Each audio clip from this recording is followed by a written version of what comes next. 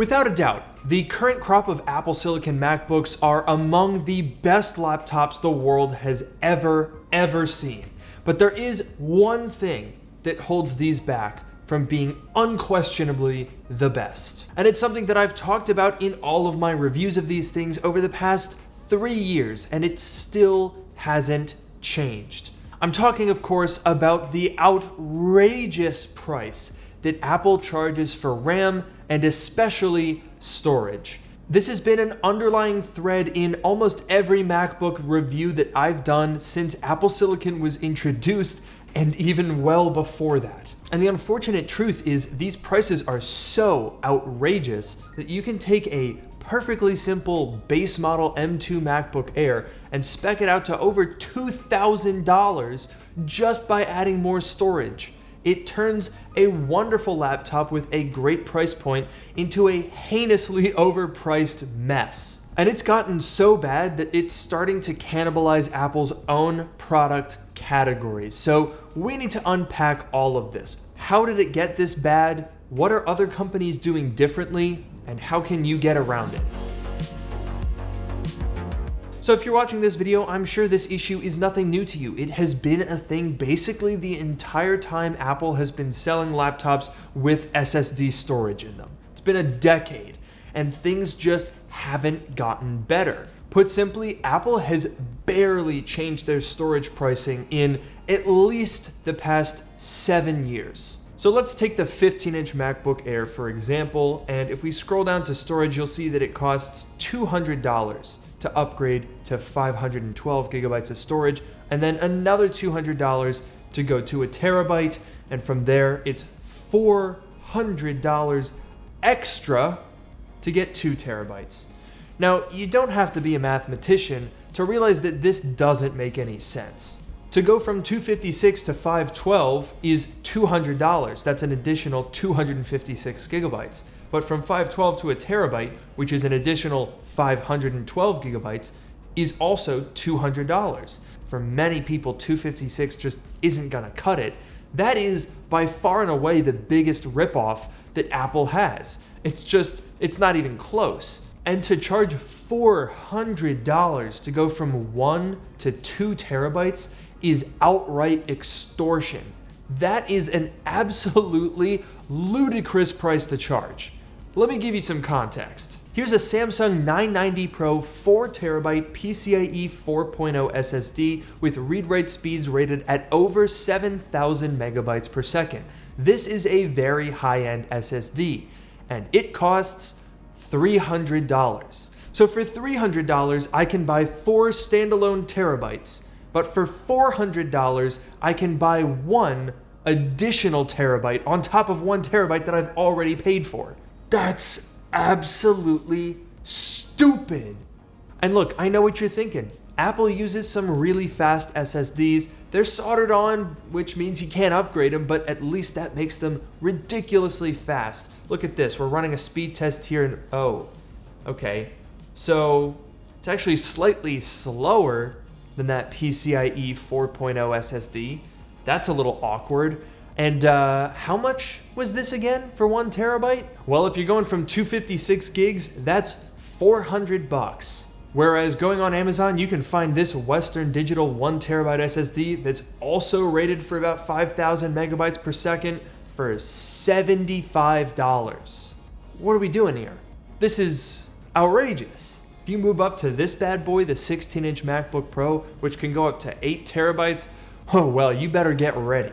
A 4 terabyte SSD upgrade is $1,000. 8 terabyte, $2,200. That's 2 entire M2 MacBook Airs combined just for storage. And it's not even a standalone piece of storage. It's an upgrade. Now, in some fairness, I'm comparing Apple's storage upgrades for a finished product to the cost for a standalone NVMe SSD. It's probably expected that you're going to pay an upcharge if you're upgrading storage, especially soldered storage like this, through an OEM. So how much do other manufacturers charge? Glad you asked. Here's the Dell XPS 15 product page, and you can see this thing is priced very similarly to the M3 Pro MacBook Pro 16, starting at $2,400. Now for that $2,400, we already get a terabyte, okay? So we're already doing a little bit better in terms of storage than the $2,500 MacBook Pro that comes with half a terabyte. But if you want to upgrade that Dell XPS from 1 to 8 terabytes, that's going to set you back $1,050. That's less than half the price that Apple charges for the same upgrade, and if you look at the fine print here, they're just using two 4 terabyte NVMe SSDs, which means you could just buy those two SSDs we saw on Amazon earlier, do the same thing yourself for $600. Now, I know there's going to be a couple of comments at this point saying, Luke, you don't know what type of storage Apple's using. You can't just throw up some random other extremely high-end SSD from Amazon and say that that's higher quality NAND. Maybe Apple's doing something interesting here. Well, I don't really think that's the case either, because a couple of months ago, Colin, aka DOS Dude, and I upgraded the storage on our M1 Mac Mini from 256 gigabytes to 2 terabytes. That meant buying two 1 terabyte NAND modules, and that set us back a grand total of $80. And this problem isn't just about ripping off consumers, it's also damaging their product stack. Take the base model M3 MacBook Pro, for example. A lot of people made fun of this thing for only coming with 8 gigabytes of unified memory, and it comes with 512 gigs of storage. So what if you said, hey, I need one of these M3 MacBook Pros, but I'm gonna need more storage and more RAM than that? Well, if we go ahead and upgrade to 16 gigabytes and 1 terabyte, all of a sudden, this is a $2,000 laptop. And for just an extra $200 on top of that, you can bump up all the way to an M3 Pro with even more unified memory and a much more powerful chip. And all of a sudden, that base model 14-inch MacBook Pro looks a lot less appealing. And the same goes for the 15-inch MacBook Air,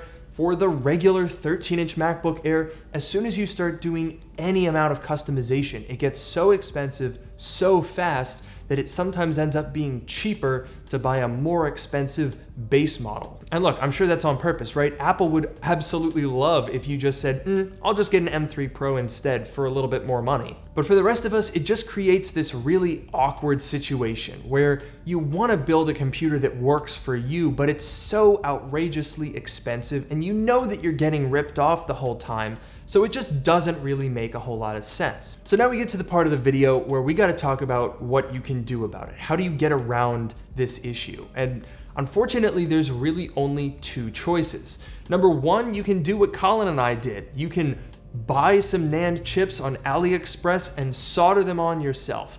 I doubt that most people are going to take that route, so the only other real option, you guessed it, it's external storage. A lot of creative professionals rely on these Samsung external SSDs. This is a T7, you can also get a T9 that's a little bit faster, and these things are the lifeblood of creative professionals who don't want to get ripped off. And they can be a really good deal. This 4 terabyte T9 is on sale right now for $300. That's the same exact price as the standalone NVMe SSD. Now granted, this is going to be a lot faster, right? 7450 megabytes per second compared to 2000, but you are buying this as an actual functional external drive. But the T7 and the T9 are not your only choice. For the past couple of months, I've been using this Acasis external enclosure. This is just an enclosure for a normal NVMe SSD. It costs $135, which is not a terrible price, but keep in mind that doesn't come with any storage. But because it's an NVMe enclosure, you can put whatever you want in it. You can put 1 terabyte now, and you can upgrade it later. You can keep using this enclosure, and it's really darn fast. In Blackmagic disk speed test, you can see that we're getting nearly 3,000 megabytes per second. That's nearly 50% faster than what Samsung claims out of the T9.